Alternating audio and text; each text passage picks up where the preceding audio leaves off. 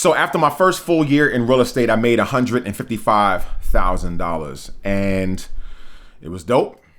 I was happy until at the end of the year, I got a tax bill. And the tax bill was between 20 and 25K. And my mouth dropped like, oh my goodness, what in the world? I had some different vehicles that I was parking my money in to make sure I didn't get a tax bill that big. One of the reasons my tax bill was that big was because I was an LLC and now I'm an S Corp, and we can talk about that later. But today, I want to talk about not making money, but keeping money. Let's do it. What's good, y'all? My name is Sean Slaughter, real estate agent and investor, and my mission is to help new real estate agents level up within their first few years of becoming real estate agents. We are walking this out together. You know, when you first start doing real estate, for some of us, for many of us, struggle, and that's, normal. You're starting a new business, you're learning the ropes, but many of us kind of take off when we first start doing real estate within our first year, and that was me. I took off. And one of the mistakes that I consistently see is people start spending money, right? They start buying cars, start buying houses, clothes, vacations, all this other type stuff. And I'm not saying that you can't do that, but I want to warn you. There is a difference between making money and keeping money. I was listening to this podcast called Point Forward with Andre Iguodala, of course, of the Golden State Warriors, and Evan Turner. And they began talking about at the NBA draft, when these high school or G League or college players are now getting chosen into the NBA draft, they look at what they're wearing at the NBA draft, particularly, picks 1 through like 15. And they were kind of shaking their head at some of these picks because they were walking up with $100,000 watches, jewelry, $5,000, $10,000 suits. And they were saying to themselves, man, you're already spending the money before you've even come into the NBA. Like, you're coming into the NBA $500,000 down. And so I want to help entrepreneurs and new real estate agents not get into the business, start making money, and then by your second or third year, you're $100,000, $200,000 down because you're spending the money that you're making. I want you to think differently. I want you to think about accumulating assets versus making income. Let's get into it. One of the best books that I've ever read on money, besides The Psychology of Money, one of my favorites, is Millionaire Next Door. And the reason I like Millionaire Next Door is because he talks about regular people who are millionaires. We're not talking about the Jeff Bezos, and we're not talking about the Elon Musks, but we're talking about people who are making, middle class to upper middle class income, $100,000, $200,000 a year, but the net worth is millions of dollars. And so it gave me the idea. I was like, man, so many entrepreneurs and so many people become independent contractors, self-employed, start businesses. And when they get that first tax bill, they're like, oh my goodness, I may have to go back to being a W-2 because I cannot afford this $10,000, $15,000, $20,000 tax bill, especially when they start making money. And why is that? Because what they didn't realize is that the more money that you make, the more money the government will want from you. All right? The prophet P. Diddy said, more money, more problems. And we all want more money, but many of us don't realize that with that money comes problems, comes issues, because you have money. So the goal to increasing your wealth is to begin to accumulate assets and legally shelter your money from taxes. So in this part, we're going to talk about accumulating assets. And then in part 2, we're going to talk about sheltering your money so that you don't get super taxed. Let's talk about realized income and unrealized income. Realized income is income that is taxed right away. Unrealized income is income in the form of an asset that is not taxable right away. And in order to build wealth, you need to maximize your unrealized income. All right. So, for instance, take a doctor. And this actually comes from the book. He talks about how doctors have a high level of realized income, but a low level of assets. Meaning, they might make $700,000 a year, but a lot of that money is in income. It's in cash, which means it's taxed right away. So they make $700,000 in income and pay $150,000 in taxes or whatever the tax bracket and the tax rate is, all right? But somebody like Elon Musk, who is worth 200 and something billion dollars today, most of that money is an unrealized income. It means that he is cash poor, quote unquote, but he is asset rich. His money is in his stocks, is in real estate, it's in assets that are accruing interest. And in order for him to get that money, he has to cash them out. But while they are in those vehicles, they cannot be taxed. That is how the rich do it. That is how the Jeff Bezos does it. That is how the Bill Gates do it. They park their money in assets that one day, when they sell those assets, they can just live off that money. That's what we want to do. We don't want to just make the money and pay ourselves a lot of money, because then we're paying a lot of taxes. We want to take that money and we want to park it into assets that defer taxes or are non-taxed, so that in the future, that's what I want you to think about. In the future, don't worry about driving that Benz now. In the future, I've accumulated so many assets. Those assets may be making me money right now, but in the future, I can cash those assets in and I can live off the residual income of that cash. That $3 million or $4 million in the bank, I can live on a fixed income for the next 30 years and don't have to work again. That is, to me, the American dream. It's not about making $1 million a year. It's when I'm 65 or 60, I can retire because I have $3 million, $4 million in assets that I can sell, cash in, and live on a fixed income for 30 to 40 years.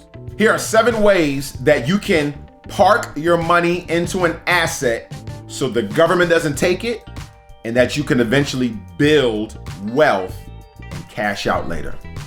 Number 1, real estate. Real estate, real estate, real estate, real estate, real estate.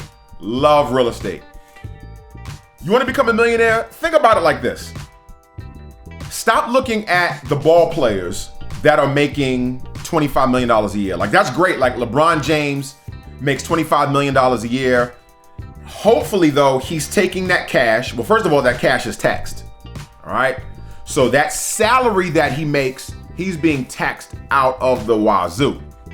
Hopefully, he's taking that money and he's putting it into assets that can accrue, that can be untaxed. Because once he's done with his career, God willing, he'll have another 40, 45, 50 years to live, 60 years to live, but he won't be making $25 million a year. So how is he going to keep up with that lifestyle? Well, hopefully he's living underneath that $25 million a year lifestyle, A. And then B, he's invested in things that are accruing money, accruing wealth, producing income that he can also sell off later. Real estate. Think about this. You buy 10 $200,000 houses. Buy one house a year for 10 years. 10 $200,000 houses, you're a millionaire. You can be working at a job paying you $80,000 a year, but you have $2 million in assets. You sit on those assets for 20 years, 25 years. You decide to sell them. Some of the assets, maybe the mortgage is paid off. Some of the assets maybe have a mortgage on them. But when you cash them in, those assets have risen. Now they're worth more than $200,000. And you're going to now net however much money that is, 2 million, 3 million, 4 million, whatever it is, all right? But real estate is one of the best ways for you to become wealthy. Remember, we're not talking about making a lot of income. We're talking about accruing a lot of assets. Number 2, stocks, mutual funds, bonds, different things like that. Putting your money into IRAs, 401ks. Now, personally, I have my money in, IRAs, 401ks, things like that. I'm not really big. I have like maybe $3,000 that I used to play around with some stocks and different things like that. Some people make a lot of money on stocks. They invest. I mean, some of the wealthiest people, going back to Elon Musk, invested early in PayPal, and then PayPal blew up. Or if you invested early in Amazon, or you invested early in Microsoft and it blew up, you placed your money into an asset that grew. Bitcoin is one of those things that people were putting their money in, but Bitcoin ain't doing too well these days. And I'm not a Bitcoin aficionado, so I don't know if it's going to rise, grow, or whatever. But the idea of a Bitcoin or of a stock or that type of asset is, again, I put my money in, I wait it out, and then my money 2, 3, 5, 10, 20, 100 X's over a period of time. Number 3, good old savings accounts.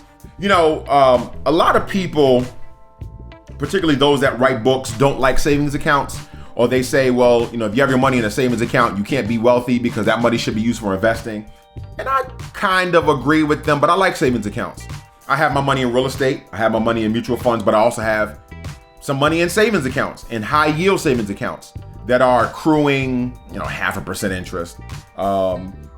You don't want to put all your money, right? All your reserve money in the savings accounts, but there's nothing wrong with having cash in savings accounts, because for us regular folks, you just never know when things going to happen. You're going to get a hospital bill. You're going to get, your tire gets blowed out, or your car stops working, or, there's just emergency. So your savings accounts, where you can have your emergency funds, you can store up to, 6 months worth of income.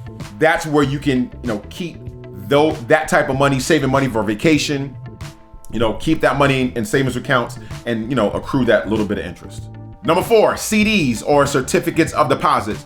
These are basically savings accounts with a high percent of interest, and you have to keep the money in there for a certain period, like a year, year and a half, 2 years, and then you can take that money in, or you can roll it back in that CD. Again, putting our money in something that can't be taxed right away, that's going to make money for us. Number 5, private equity investing.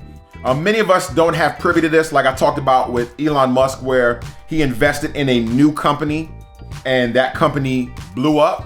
If you're the type of person that likes looking at different companies, different products, you're watching Shark Tank and you're looking at these companies and you say, man, I want to invest in these companies before they go public. That's another great way to put your money into something that is an asset that can increase.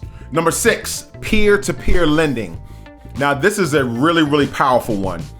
Me and a group of investors got together and put together $100,000 to invest in a construction company in North Carolina. And took us a while to get our money back. I ain't gonna front. Supposed to be an investment for a year, ended up being almost 2 years. But we eventually got our money back with 20% interest on it, actually a little bit more because it took so long to come back. But peer-to-peer lending is a great way to take money. It doesn't have to be $100,000. It can be $5,000, $10,000. But again, a way to take your money, put it in something, allow that money to work for you, take it back out, and now you've made a profit. Number 7, building a business. Here's how I want you to think about this. When you're making money, you're gonna have to pay taxes. But you get to decide how much taxes you pay. One of the ways to reduce your taxes is to build a business. Invest in yourself. This is still an investing strategy. Why? Because I can take this money and either give it to the government, or I can invest in myself and have that business make money for me. All right? Whether it's Etsy, whether you're doing Cincy, whether you're whatever kind of, business there is out there, you can take that money, invest that money in buying product, marketing, promotion, so on and so forth. And that money that you're investing will turn into money that comes back to you. The whole idea of an asset is you put the money in, you let it sit, you let it bubble, and then that money comes back to you in multiples. Well, I hope that helps. In our next video, we're gonna talk about ways that we can shelter our income so that it is not taxed and we can pay way less tax to the government and more money in other things that will produce income or benefit us and give us a lower tax bill by the end of the year. Please like, subscribe, and karate chop that bell. If you like this material, if you're watching and you haven't subscribed yet, why not? Doesn't hurt. Go ahead and hit that subscribe button. I appreciate you guys. This is the House of Motivation, the place where inspiration lives.